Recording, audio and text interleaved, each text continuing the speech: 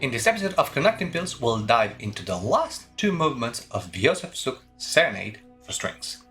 Hi, I'm Gianmaria Griglio, I'm the conductor and the composer, and I welcome you to this new episode of Conducting Pills, a series where we look into a classical piece or a part of it and outline its structure and phrasing, orchestration, and harmony, with the bonus technical tips for conductors. I want to take a second to thank all of my patrons for making this series possible. On my website, you can find now more than 70 videos between scores and technical analysis, the full episodes of Conducting Pills on top of the live sessions, and plenty of other material. Now, let's start. The third movement of this serenade keeps the nocturnal atmosphere we've seen in its first part. This slow movement begins with the cello solo singing the melody accompanied only by the other cellos of the section playing divisi in thirds.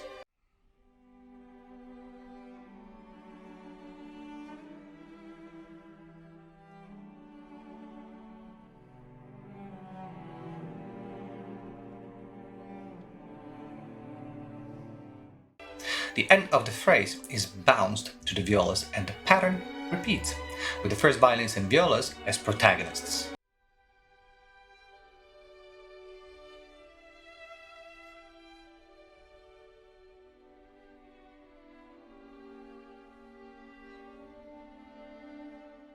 The head of the theme returns to the cello solo while the beginning of the second bar is turned into an accompaniment.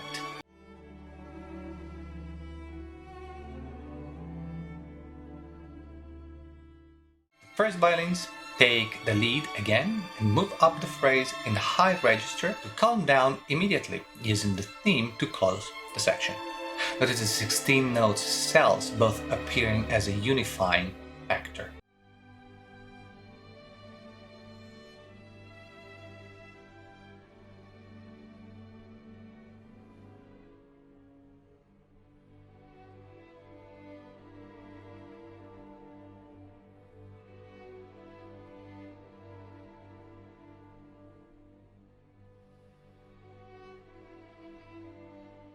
The phrase stretches its ending, closing in G major, but the very last resolution opens on an E major in the più andante part. A new musical idea is presented by the violins and then taken by the violas. The accompaniment gradually intensifies, turned into triplets by the cellos. Again, almost every section at some point plays divisi, enriching the texture.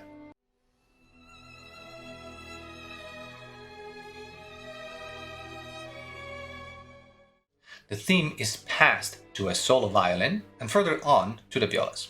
Look how rich this page is. From letter F, the triplets played by the violas and cellos add certain insight. By the letter G, the feeling is different.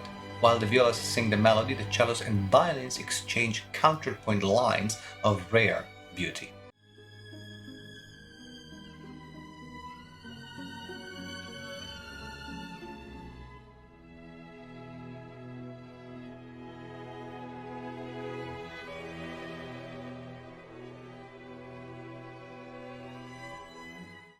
We enter a new development part at letter H.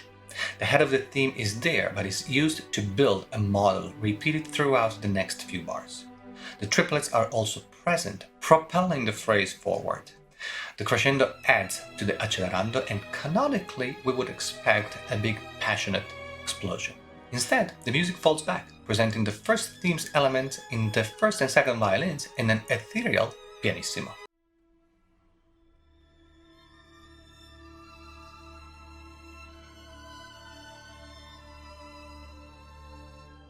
Bridge into the full reprise of the theme, serving in turn to bridge to the coda.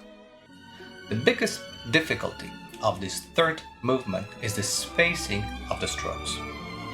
Feel the resistance of the sound of your hands or at the tip of the baton, like going through water.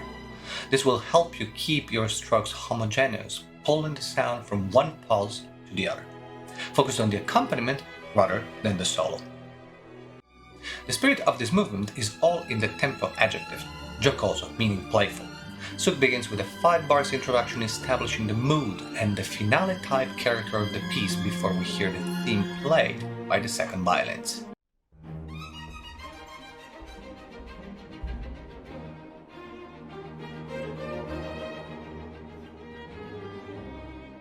At the end of the phrase, 2 bars reaching to the playfulness of the introduction hand over the material to the first violins.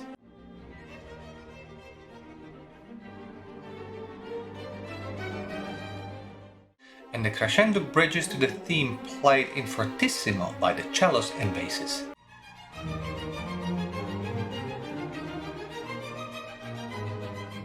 The playful aspect extends to the structure of the movement as well.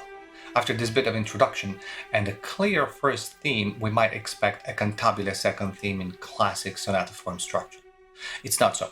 Suk uses more of a free form here, introducing new motives and constantly elaborating the musical material. From now on, it's a sort of constant development section all the way to the coda.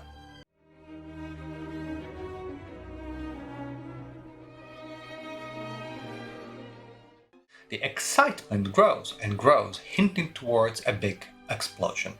But Suk changes direction, surprising the listener.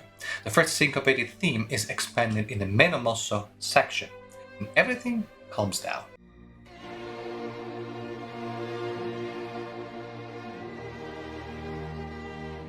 The 8 notes element is integrated into the texture.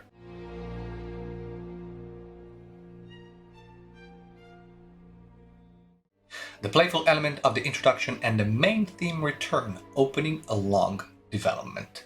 The theme goes under traditional harmonic changes.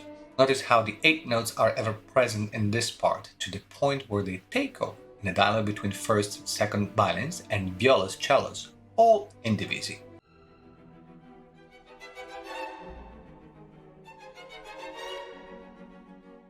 The second syncopated motive shows up in a canon-type game played by the cellos and first violins.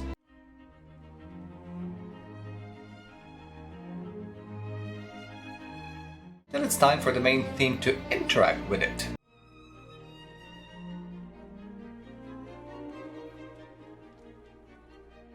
The tempo primo sees the return of the first syncopated motive.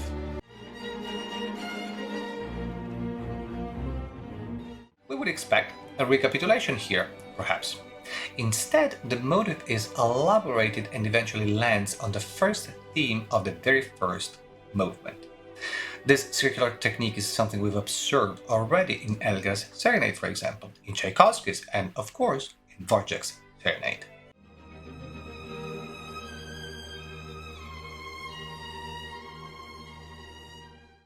Things calm down until the 8 notes take over, leading to the end of the movement.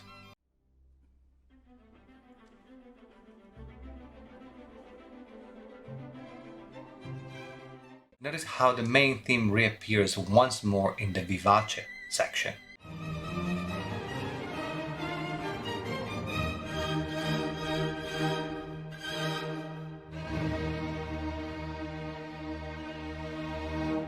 Thank you for watching. Don't forget to subscribe to my YouTube channel by clicking on the subscribe button right below this video and ring the bell so you will get notified every time a new video comes out.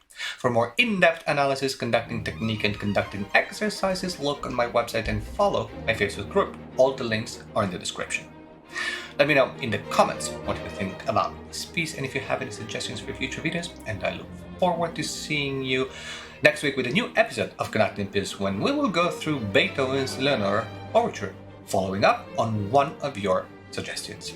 In the meanwhile, please continue to enjoy music and be well. Ciao!